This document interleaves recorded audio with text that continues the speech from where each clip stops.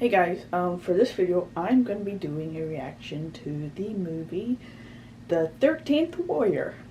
I do know this is actually based on a Mike Crichton book, Eaters of the Dead. I have not watched that, or I have not read that book. I want to, I just haven't gone around to doing it. This movie, I think he doesn't get good reviews, but that's never really mattered to me. It's not, you know, if I like it, then I like it. I don't give a damn what others say. So yeah. I know Antonio Banderas plays in this, which I'm always up for a movie by him because he's a good actor, I believe. I think there's supposed to be cannibalism in it, unless I'm just automatically assuming that based on what the book that it's based on. But we'll see. So yeah, let's go ahead and get started.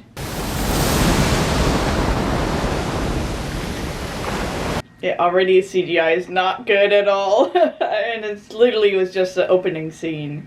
I am Ahmed ibn Fahlan, ibn al-Abbas, ibn Rashid, ibn Hamad. She's supposed to be Muslim. Life was easy, and I lived without care. Until one fateful day, I met a beautiful woman who belonged to another man. Reminds me of The Mummy already. They have stopped! They are not following! Above! Yeah, they probably have archers. Above! Above! Hey, wait! Those men in the boat, who are they? Northmen! Keep moving and keep quiet! Northmen, so they're Slavic descent, right? I am an ambassador, damn it!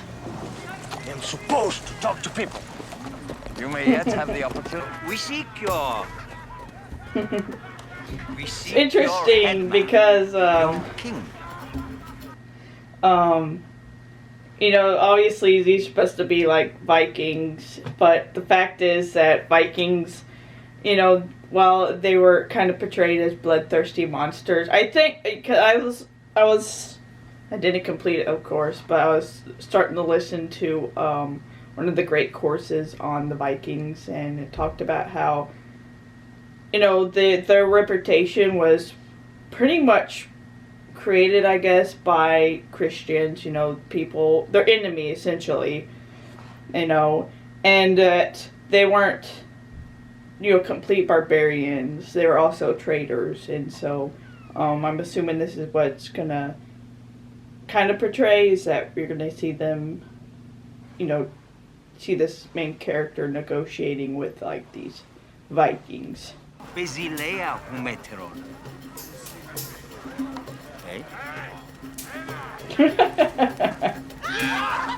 Well, look for the one center of the tension. Apparently the king won't speak to us because he's dead. This is his funeral. The Spirit of God passed above me. Seems to be very chill about that. But also, I was kind of wondering if he was going to do something, because the guy, you know, right away kind of noticed that he was pretty much just, obviously he had his knives out and he was looking kind of sus. So, I'm not surprised it happened.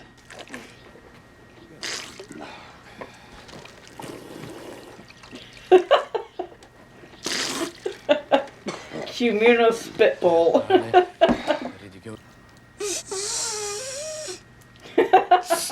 Is that what it's supposed to be? They're trying to portray them as kind of barbarians. Hey! Come on, I'm wondering what language they're supposed to be speaking. Is this Old Norse?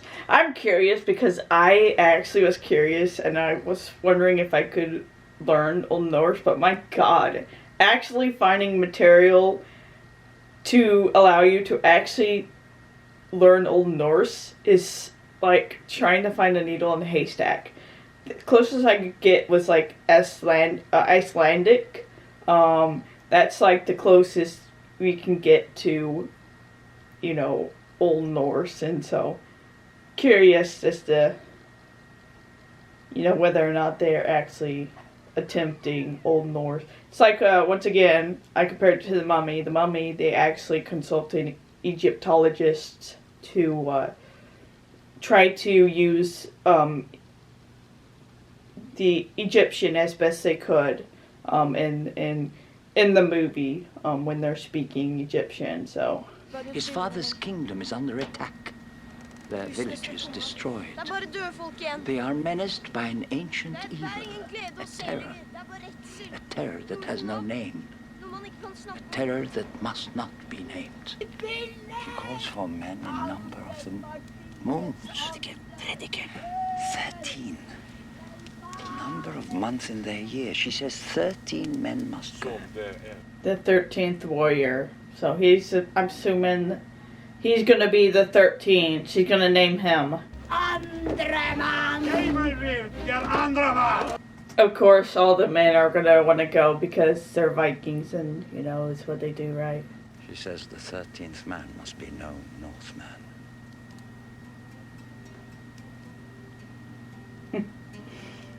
I mean, if anyone, I think he's gonna be the one who's wanting to go. Seems to be very, pretty much down to do anything, really. Ibn. No, listen. Ahmed Ibn Fahlan. Ibn means son of. Ibn. It's like, I'm not fucking repeating that. You're just Ibn.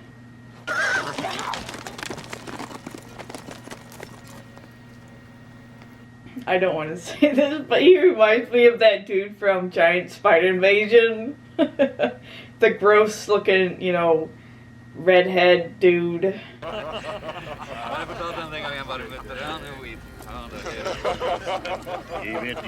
So he doesn't know Norse. He doesn't have his interpreter there. So he's having to learn by observation. Look like that one's murder. My mother was pure woman. At least know who my father is. Ooh, burn.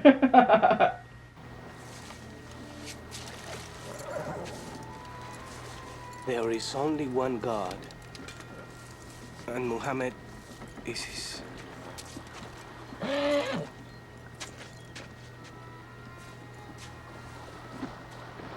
Prophet. I do like the idea that we're seeing this king. First you think he's dumb, but, you know, because he's this Viking. But he's just like him learning their language, he's learning his language. I love it. Wait! I know him. For a split second, I thought that was Lynn Renee, and I was like getting so fucking excited. They have been gnawed upon. It is said they eat the dead.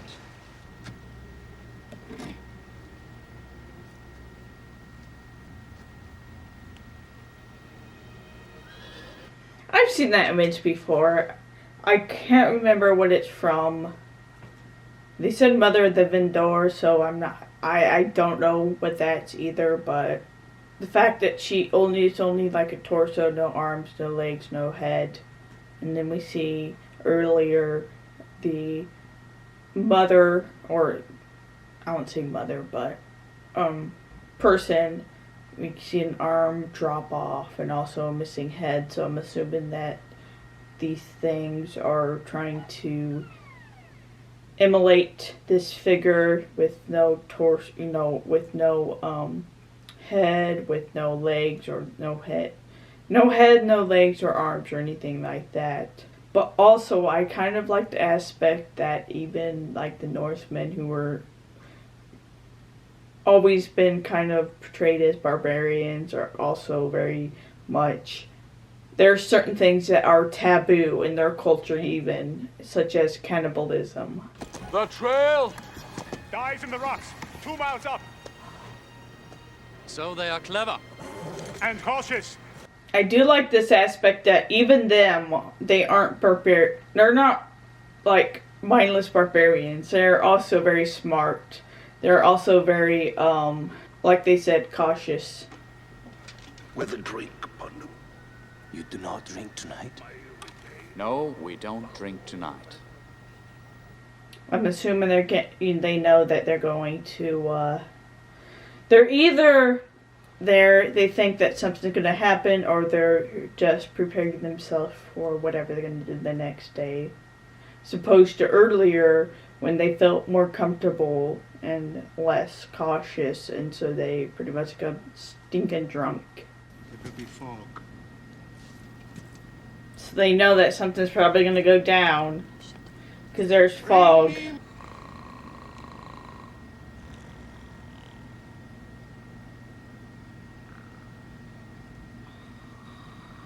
I'm wondering if they're staggering it, right? You know, some are sleeping and then others are obviously awake despite the fact they look like they're sleeping, and they kind of stagger it. Keeping watch, if you will. When they come, we form a circle in the center of the room, backs to one another. That's why they're sleeping in the circle.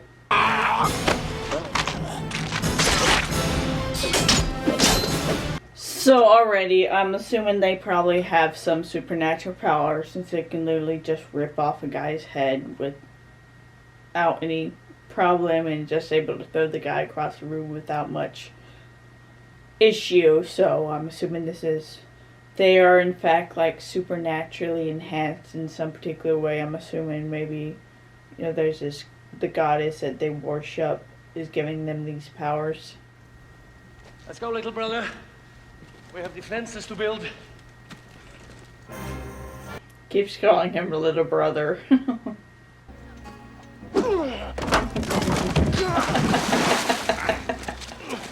Is there a metal worker? A metal worker. He's gonna sharpen his sword.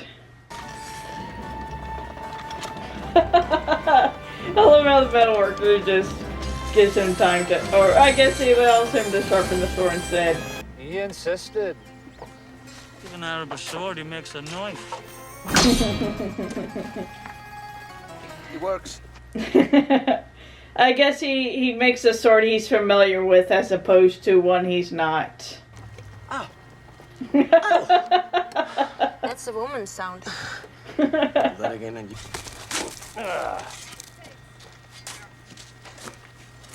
Watch where you throw that.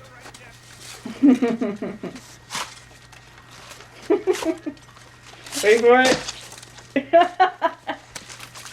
I hope he does die because I find him enjoyable. Did you call me a dog? I said you dig like one. An engineering dispute?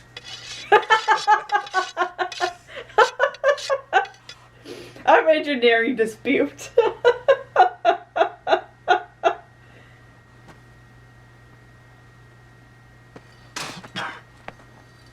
Just biding his time, or is he just really just not able to fight?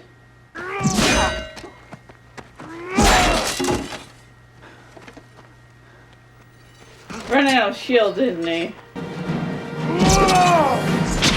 Yeah, I was wondering if he's just biding his time to the right moment.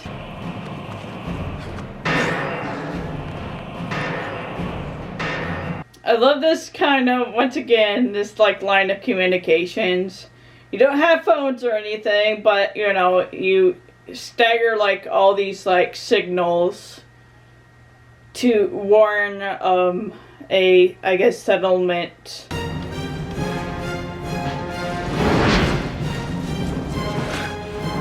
Not gonna shoot. That was what I was wondering. They're finally gonna shoot.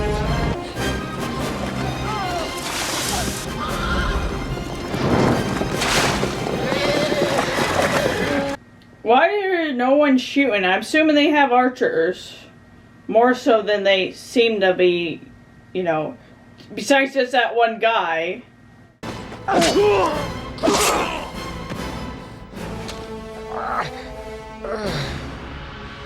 a man.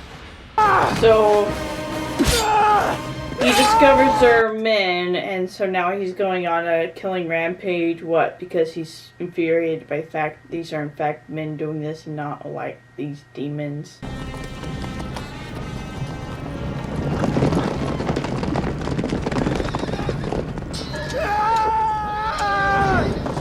I'm getting vague flashbacks. I think I've seen this before.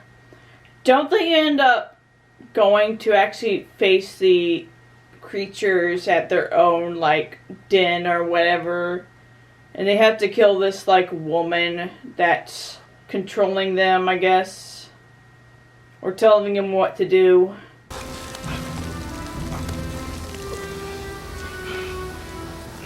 Why do you get the feeling that this guy, you know, got the one who keeps calling him little brother is going to end up dying, and we're going to get this emotional moment between the two of them?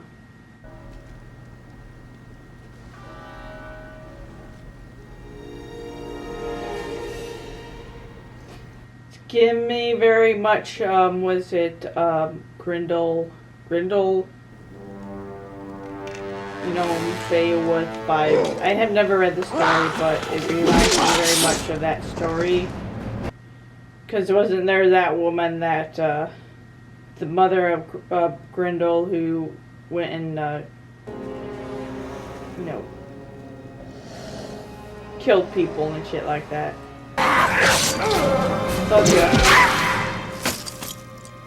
So she killed the main leader, right?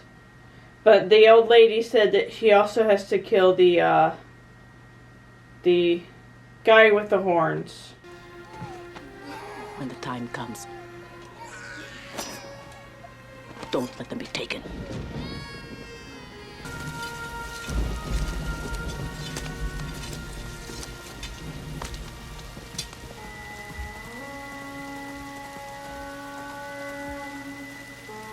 I would love for the king to be the one who killed the leader. Lo, there do I see the line of my people. Back to the beginning. Is this supposed to be a reference to, like, Yggdrasil? How the fuck do you say that name? Anyways, you know, it's supposed to be, you know, connect, like, you know, all your family and all that shit. This is kind of what I'm assuming it's referencing.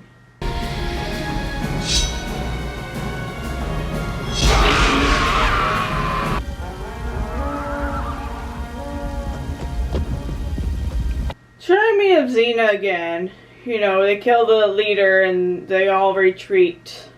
Is it supposed to be based on something, or is this just common trope in, like, these kind of movies and shows?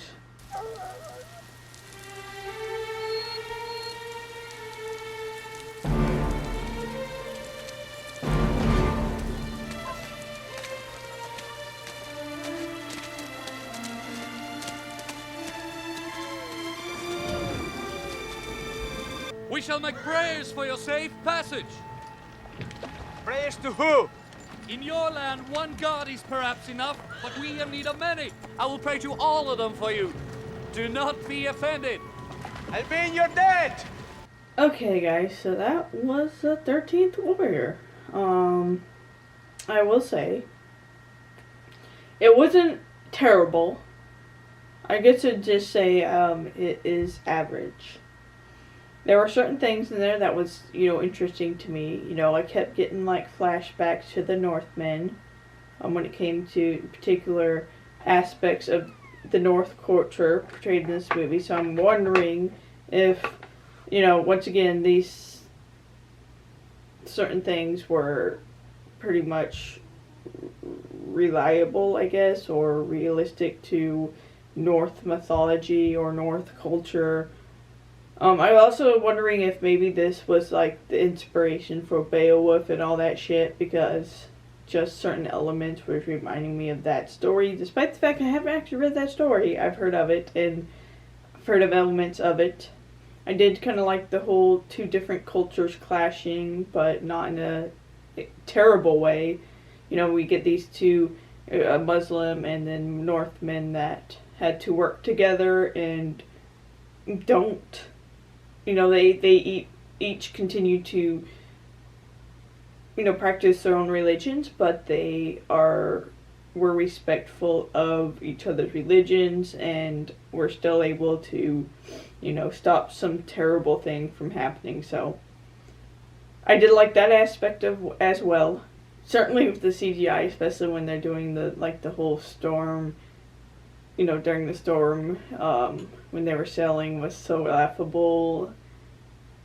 Some of the costumes were very much cheap looking, I guess. I don't mind the acting. I actually didn't mind that. The story was pretty meh.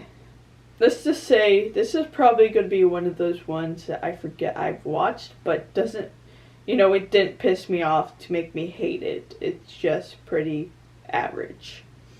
I am curious to go and read the book now, because I loved, you know, Jurassic Park. I love Lost World. I love those books.